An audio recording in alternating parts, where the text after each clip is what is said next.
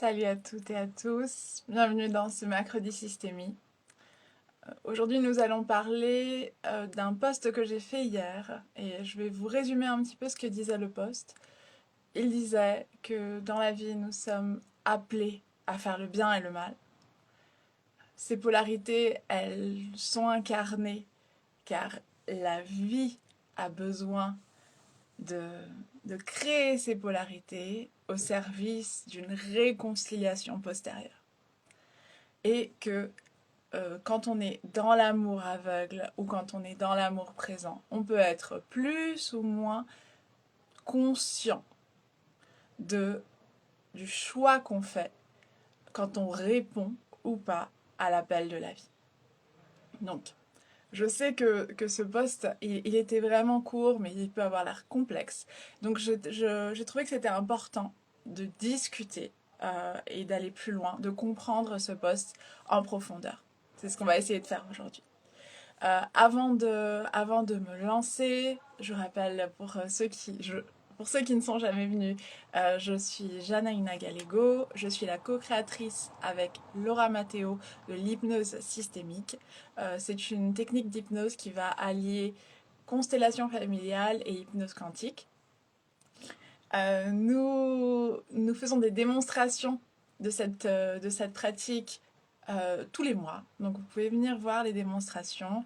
Nous faisons aussi des sessions collectives d'exploration autour de la systémie. Tous ces événements sont gratuits. Donc n'hésitez pas à venir explorer un peu avec nous et découvrir un peu notre travail. Nous formons également à cet outil. Pour en savoir plus sur la formation, n'hésitez pas à prendre un appel avec moi. Je vous explique un petit peu exactement comment se passe la formation. La prochaine session de cette formation aura lieu le 3 avril. Donc pour prendre un appel avec moi, vous pouvez m'envoyer un petit message en DM ou aller sur nos sites, sur mon site ou sur celui de Laura, dans la partie Institut de formation, formation à l'hypnose systémique, et obtenir plus d'infos. Très bien. Donc, Laetitia est là, salut. Donc parlons de tous ces concepts. D'abord, on va parler donc de cette idée de polarité qui, en se réconciliant, ouvre une porte et alimente la vie d'énergie. Ce concept, cette idée, elle vient de Brigitte Champetier, qui est la personne qui va parler aujourd'hui à niveau global de nouvelles constellations familiales. Donc si vous n'êtes pas... si vous ne connaissez pas son travail, n'hésitez pas à aller regarder. C'est une Française, mais elle travaille principalement en espagnol. Il existe des personnes en France qui à son nom, présente aussi les nouvelles constellations familiales. Donc, selon Brigitte, et c'est une idée qui résonne en moi fortement, nous avons dans ce monde, dans cette réalité, ici en tout cas sur Terre, nous expérimentons le monde à partir des polarités. Donc nous expérimentons les polarités. Et la vie va créer ces polarités au service d'une réconciliation postérieure. À chaque fois que des polarités se réconcilient, donc exactement ça, se réconcilient, s'emboîtent les unes avec les autres de nouveau, ne forment qu'un de nouveau, eh bien, il y a une porte qui s'ouvre. Il y a une énergie qui se libère, et selon Brigitte, c'est une énergie d'amour qui alimente l'existence, notre existence même. Selon cette perspective, on a donc besoin de vivre ces polarités. Et finalement, quand on parle, nous, de bien et de mal, on parle d'une certaine perspective autour des polarités. On le sait très bien, tout ce qui est bien et ce qui est mal va... le concept de bien et de mal va être différent selon le pays dans lequel on l'utilise, va être différent selon l'époque, selon les classes sociales, voilà. On a toujours des concepts de bien et de mal qui vont évoluer, mais ce qui est sûr, c'est qu'on va parler, à chaque fois qu'on va opposer le bien et le mal, on va parler de polarité. Et donc, cela veut dire que la vie a besoin de ces polarités pour s'alimenter à partir de la réconciliation. Et donc, elle va nous inviter à tous à incarner le bien et le mal, la polarité positive et la polarité négative. Ce qui nous amène à nous poser certaines questions justement et à se dire finalement si je me considère une bonne personne, si je considère que moi la vie ne m'invite que à faire le bien, ou je ne suis que sur l'une des polarités, je me sépare de toute l'humanité. C'est-à-dire que oui, la vie invite à tous à incarner les différentes polarités au service d'une réconciliation, mais pas moi. Et cette réflexion, elle est intéressante. Très souvent, quand on fait face à cette réflexion, on se dit quoi faire de ça finalement. Moi, je veux pas faire le mal. Je veux pas faire le mal. Si la vie m'invite à explorer les deux polarités, que dois-je faire? La première loi des nouvelles constellations familiales est l'assentiment. Et donc l'assentiment, c'est le dire oui à la vie telle qu'elle est. Donc dans un premier moment, on a besoin de s'asseoir, de respirer avec cette information. Et de dire oui aux choses exactement telles qu'elles sont. Nous serons invités dans notre vie à faire le bien, à faire le mal, au service même de la vie. Bert Hellinger disait qu'on devenait personne quand on reconnaissait le mal qu'on avait fait. Comme on le dit, comme on est en train de le dire depuis le début, le concept de bien et de mal va varier. Et même avec toute l'intention du monde que je peux avoir de ne faire que le bien, j'ai déjà sûrement dans ma vie été invitée, été amenée à faire des actions qui vont causer chez certains le mal, qui vont faire de la peine, qui vont causer de la honte, qui vont... Et dans ce sens-là, on a besoin aussi de se rappeler que toutes les personnes qui nous ont fait du mal à nous ont permis une croissance. Le mal qu'on traverse nous permet une croissance. Et donc, quand on est appelé à faire le mal aussi, et à chaque fois qu'on fait le bien et le mal, il y a des conséquences. Il y a des conséquences pour les autres, il y a des conséquences pour nous, mais nous sommes aussi au service de la croissance de l'autre.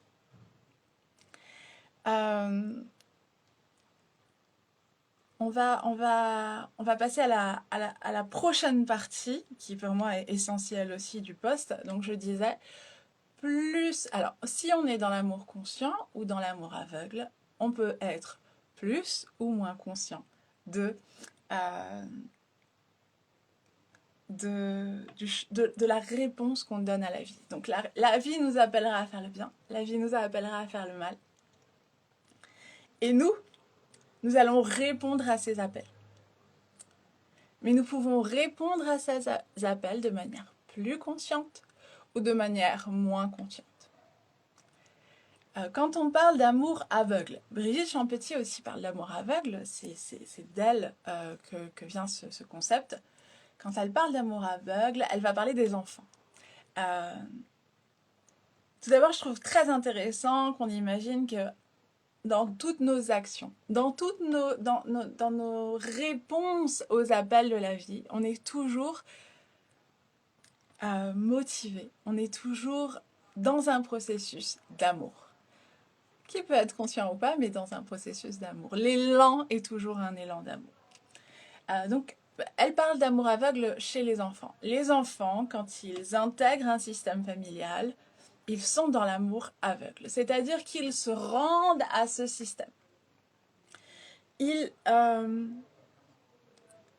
se lancent à ce système, ils sentent les schémas qui sont répétitifs, il ressent les besoins, il voit les besoins de ce système et il se met au service sans penser à soi. Il est juste au service de ce système. C'est pour ça que les enfants, ils ont ce destin finalement de prendre des charges, des douleurs, des questions qui ne leur appartiennent pas, parce qu'ils se mettent entièrement au service du système. C'est pour ça aussi que Bert Hellinger,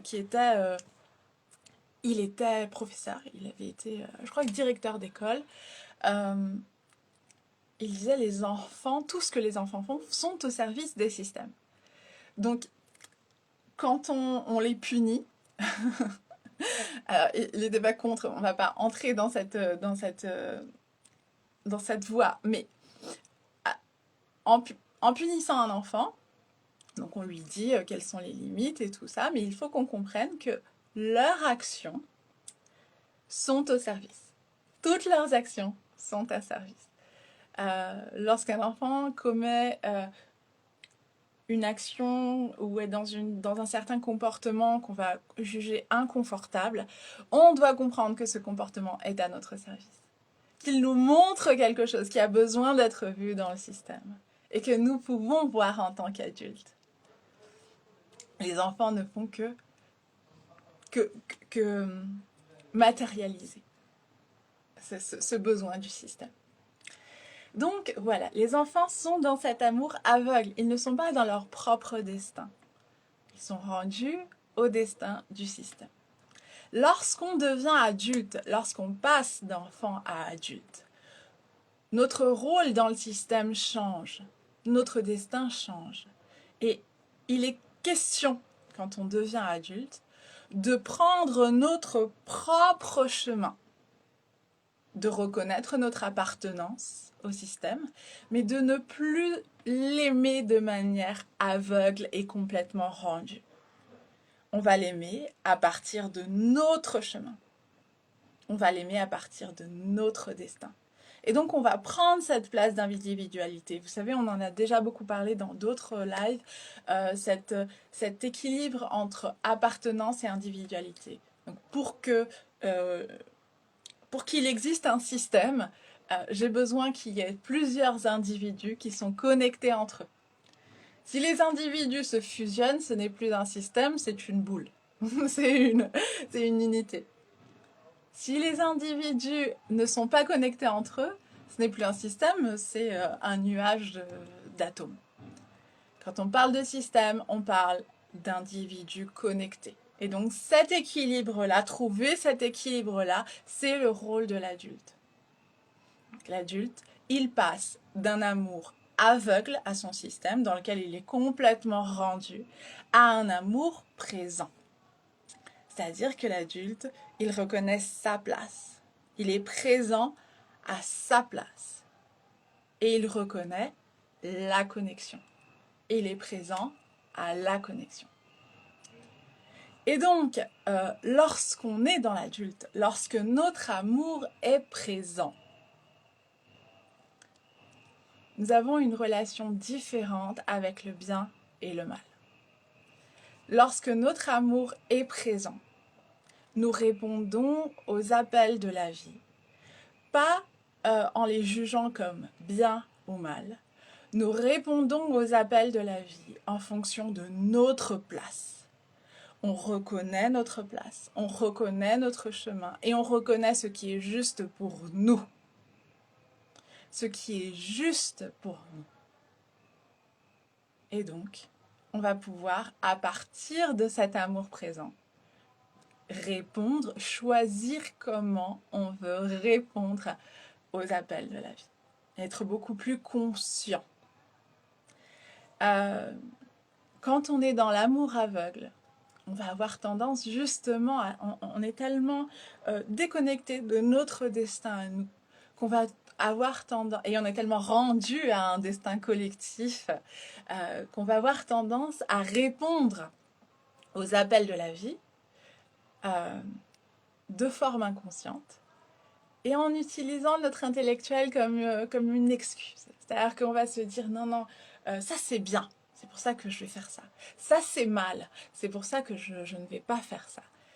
Mais finalement, ce qui nous motive, l'élan réel, c'est un élan qui est inconscient et lié au destin collectif du système. Voilà. J'espère que j'ai été claire. En tout cas, c'était vraiment ce que j'avais envie de partager aujourd'hui. Je suis ouverte à vos questions. N'hésitez pas à m'en poser, n'hésitez pas à me demander plus d'infos sur tout ça, parce qu'on peut faire d'autres live sur ce thème. Je trouve que le concept d'amour présent et conscient peut être très intéressant quand on parle de relations avec des parents abusifs, par exemple. Si c'est quelque chose qui vous intéresse, n'hésitez pas à me le dire. Je vous rappelle une fois de plus donc que je m'appelle Janaïna Gallego. Avec Laura Matteo, nous formons à l'hypnose systémique. C'est une hypnose qui va allier constellation familiale et hypnose quantique. La prochaine session de formation commence le 3 avril. Pour nous, quand on transmet dans cette formation, ce qui est au cœur de cette formation, c'est la vision systémique. Finalement, c'est je pourrais utiliser des outils systémiques, que ce soit les constellations, que ce soit l'hypnose systémique, que ce soit le tracé systémique, je pourrais utiliser ces outils en vivant, en explorant, en comprenant la vision systémique dont je vous parle ici. Donc c'est vraiment vivre cette vision systémique pour pouvoir utiliser au mieux les outils. Vous apprendrez 3 outils différents en total, même si la formation est en hypnose systémique, vous apprendrez 3 outils différents. Et la formation se fait sur 3 mois. Et ensuite, il y a quand même un suivi. Vous pouvez continuer dans la formation après l'avoir terminée pour peaufiner votre connexion justement à la vision systémique et pour continuer votre cheminement en tant que praticien, même après avoir commencé à pratiquer. Voilà, pour plus d'informations, donc je vous rappelle, envoyez-moi votre mail en DM ou inscrivez-vous pour prendre un appel sur notre site, ou mon site à moi de Calling School que vous avez en bio, ou le site de Laura qui est dans sa bio à elle. Je vous embrasse, à mercredi prochain.